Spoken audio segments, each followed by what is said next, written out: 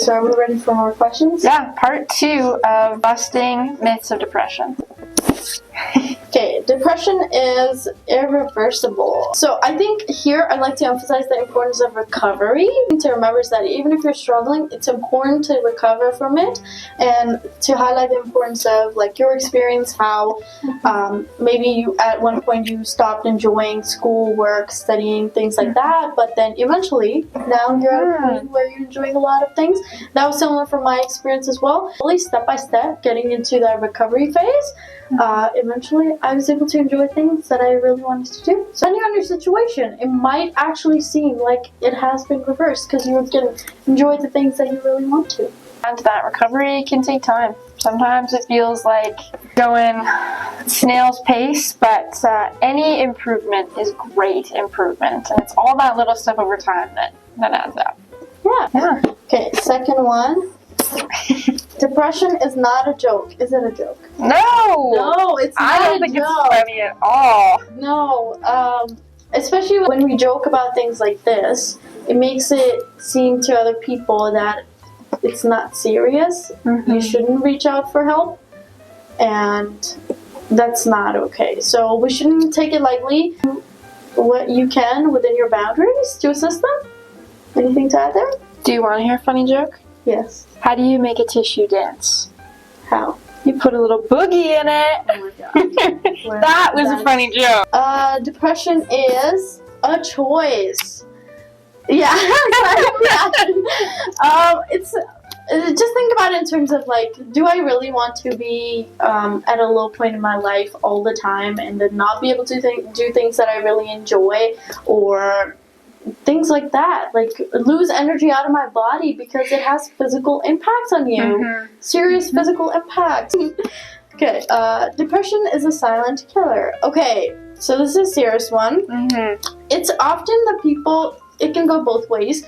People can be struggling by themselves in isolation, which is really sad, but at the same time, it's just we need to create an atmosphere where it's okay for people to reach out and talk about these things. That's why we're doing this video, right?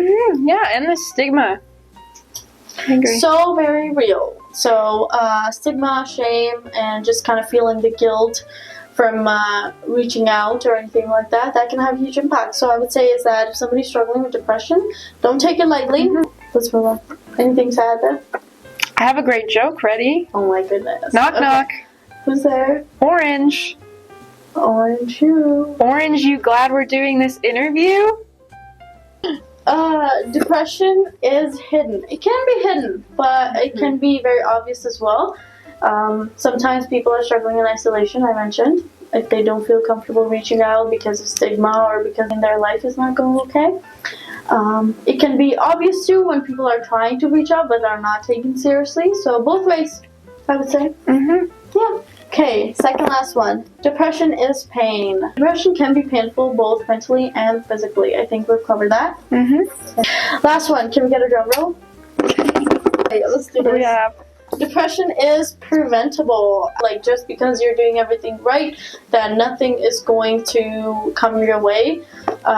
It's just to say that if you take care of yourself, even after a mental illness, if you take care of yourself, you seek support, you have your nice strategies to recover from your pain, then you can live a fully healthy life. I think sometimes it's preventable, but we see depression arise a lot after, major traumatic events in somebody's life. I mean, a really bad car accident, or maybe you just lost your job and you're really scared about money. It's we can get depressed over those things, and I think that in that sense it's not preventable, but in the sense of talking to a therapist, even if it's kind of a little scary, reaching out, being super open with your friends and people you trust about how you're doing, talking to doctors. It's all really, really important in even just preventing the disease or the disorder from getting worse.